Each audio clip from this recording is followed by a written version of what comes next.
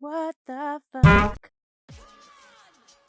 Welcome to Bath Fizz and Foam. My name is Robyn French Smith, and today we are going to be making bath bombs without citric acid for another episode of What the Fuck Wednesday. Today, the bath bombs we're going to be making are using vinegar. That's right, folks, you heard me. It doesn't have citric acid, and instead it has vinegar. But you know what? Let me talk to you about this recipe for a minute. Because this recipe, I have to say, she wooed me, okay? She wooed me. She brought me in, she held me close, she checked all my boxes, there were no red flags. Everything in me was saying, yes, Lord, yes, okay? So this recipe was found on Pinterest. It was originally by, I'm going to go ahead and say the person who published this recipe, because you know what? They put a lot of time and energy into it, and it's scientifically sound. That's the thing. That's the thing that I liked. This person, she said weigh things. She said weigh things. She had some science. She had thought behind it. And if you know anything about me, I love the science, okay? So she took a lot of time to think this through. And while I don't think that this is a great solution, I'm going to tell you who she is, and I'm going to tell you why she checked all my boxes. My soul rose up within me and said, hallelujah, at hearing this stuff. And I'm going to tell you why. So this recipe was on Pinterest. It was by Country Hill Cottage, countryhillcottage.com. And the things about this recipe that were super sexy to me was that, I've already said it, but I'm going to say it again because why not? She talks about weighing your ingredients. She talks about the drawbacks of using bath bombs without citric acid. She says specifically in her little thing, she says that citric acid hardens and stabilizes bath bombs. I mean, that's true. That's part of the reason why you need citric acid. So she said that these bath bombs that are made without it, they're going to be softer and crumblier. She also says that, they're not going to be rock solid, and she doesn't think that this is a professional bath bomb recipe. It would not be suitable for commercial purposes. Girl, whoever you are, wherever you are out there, you get a high five from me for being realistic about what you are producing. Not everything that we make, especially if it's a homemade craft type of item, not everything that we make has to be like, hey, I'm going to sell this recipe because it's a professional commercial quality recipe. No, she recognizes that there are shortcomings in this recipe, and one of them is that it's going to be softer and it's really more of a personal use type of item. She talks about leaving citric acid out and what you could use in place of it, and she talks about using lemon juice, cream of tartar, or buttermilk powder. But she says that in her opinion, that the combination of baking powder, which I don't know if you saw earlier, I used baking powder, not baking soda. This recipe calls for baking powder. The combination of baking powder and apple cider vinegar for her created the best bath bombs without citric acid. Now, I'm going to pause talking here for a second so you can hear my opinion of what a bath bomb made without citric acid is like, because to me there was one major flaw, okay? Other than the softness, other than the fact that this is not commercially going to work. She says that the smell of the vinegar does not hang around in the bath bomb, but you guys, I struggled. Okay, I struggled and I wanted to be okay with it, but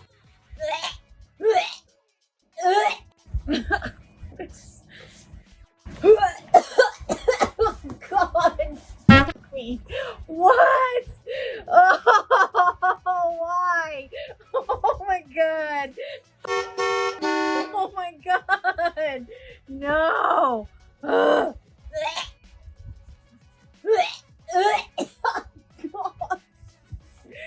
Oh.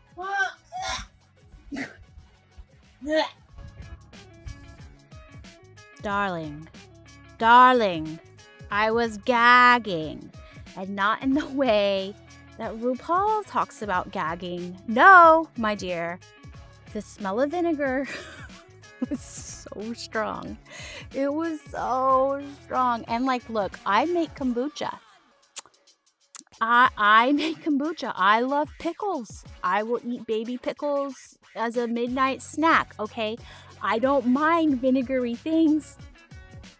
You guys, I couldn't handle it. I was gagging so hard the whole time. My eyes were watering. I was gagging from the tips of my toes. I was having this kind of revolted kind of reaction to the smell of the apple cider vinegar. And it could have been, let's be fair, it could also be the fact, thank God I didn't use an essential oil in this, like lavender or something. I believe I used Fruity Rings or Fruity Loops or something, like a Fruit Loops fragrance oil. So it kind of had like a citrusy, sweet citrusy fragrance oil. And then thankfully like that kind of worked with the vinegar, but it was, I almost couldn't handle it. I almost could not handle it. I was hoping that the smell of vinegar would dissipate in the bath bomb, and I found that when I put it in, I think, I don't even know if I like make a reaction when I put it in the water, but I could still smell it when I put it in the water. I couldn't handle it. I'm putting in a metric ass ton of sprinkles because I believe it's called for like half a cup of sprinkles. It's really just a lot. It's just a lot of sprinkles. That would be one of the only things in this recipe that I was like, really? That's a lot of sprinkles. Earlier you saw me use a liquid soap colorant. You guys, this is back to the things that I love about this recipe. She talks about using colorant. She says that if you're going to use mica powder, she says to use polysorbate 80. Who are you? Where are you, darling? I need to meet you. I love you. Come on, we can talk together and stuff, and we can hang out, because I feel like that is, she won my heart. She won my heart, okay? The liquid soap colorant that I used was FD&C Blue One Lake in a liquid form, and I believe I got it from Nature's Garden. She talks about not using food coloring. She really, I'm telling you, she does it. She says all the things right. I had a lot of hope for this because she talks about measuring it, and she talks about using a digital scale. She talks about sifting the ingredients. What? Have we had another one of these crazy ass Pinterest recipes who talks about sifting the ingredients? The answer to that, my dear, is no. No, we have not. I did mention, let's go back to this and talk about this for just a second. She talks about using baking powder. One of the things that she says is, why baking powder and not baking soda? Baking soda just has sodium bicarbonate in it. That is what baking soda is in the United States. In other countries, I think you'll call it like bicarb or something like that. We call it baking soda.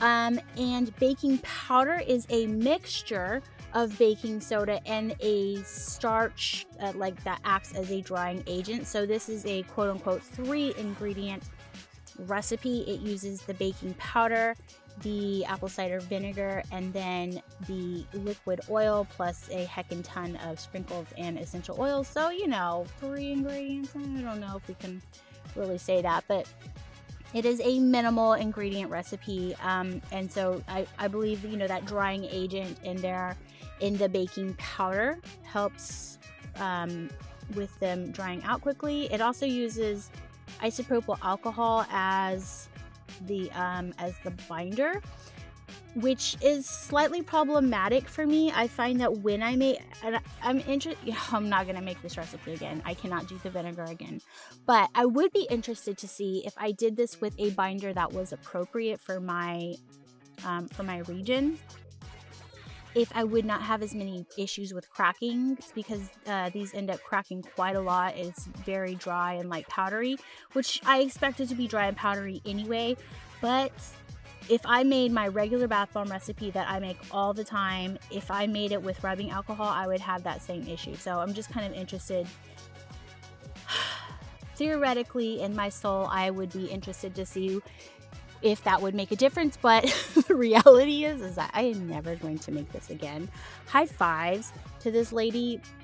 I believe she said she tried like 10 different iterations. She tried 10 different iterations of this recipe to get, you know, this mix that she feels is good, and like it unmolds really well. I'm telling you, I had the most faith in this one. I had the most faith. It had science on its side. I had hope. Okay, let's test it. Let's pour some water in there. I mean, it doesn't look promising. There is some fizzing though.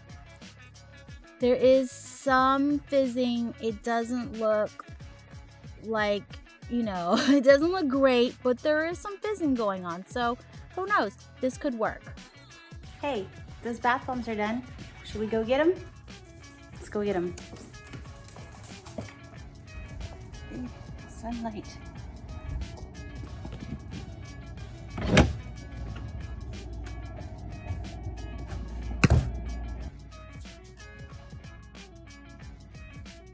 Hey, buddy. What happened? Do you want to talk about it? Looks like things have been going hard for you.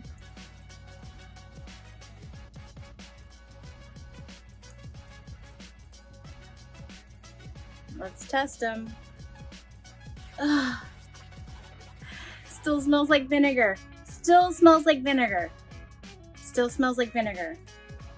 Still. Not gonna lie, I have my doubts this time.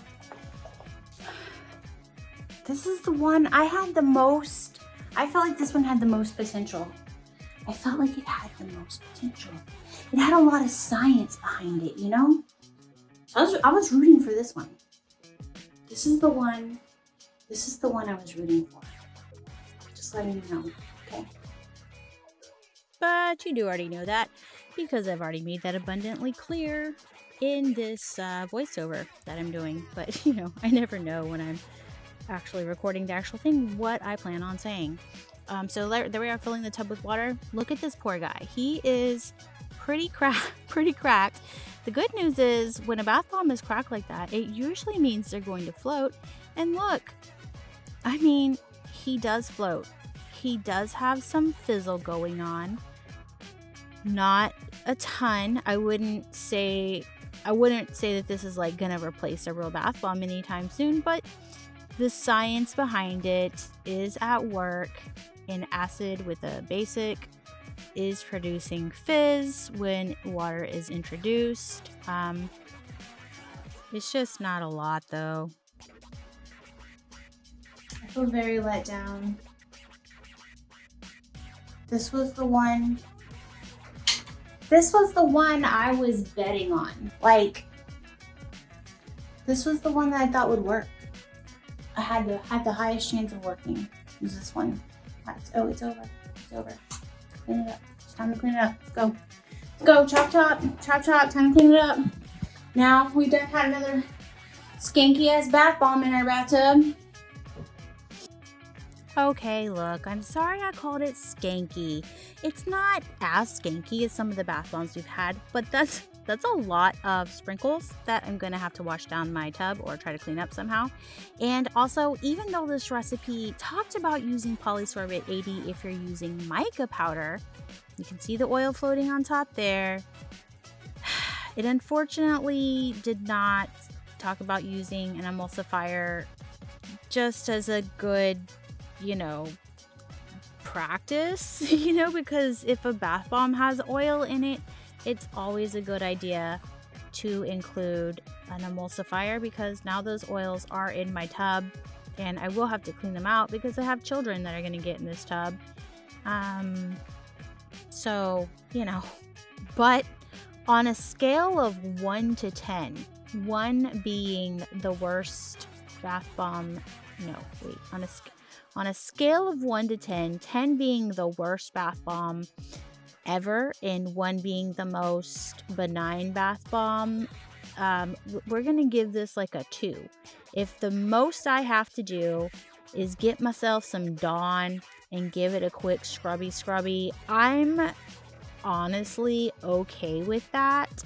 I prefer to not have to clean my tub every time, but if the cleanup is super minimal like it is here, I can handle that. I don't love it. It doesn't make me like super happy, but I can handle it, you know? All things considered. Could have been worse. My final takeaway from this is that while it might be fun, I just, as a science experiment for kids, I say stick with making regular bath bombs. You can visit us at bathfizandfoam.com. We have tons of free projects for you. We have guides to help you troubleshoot bath bombs. We have guides for helping you figure out how to make your bath bombs float if that's something that you're into. We have color studies to help you make your own colored bath bombs if you're interested in that, to safely color your bath bombs. We have a fantastic basic bath bomb recipe with tons of pictures taking you step by step through the whole thing. So visit our website. You can also come join our Facebook group, Bath Fizz and Foam, Bath Bomb, and Bubble Bar Support Group. We are a community of fun, helpful, friendly makers, and we would love to see you there. And as always, thank you so much for watching and happy making.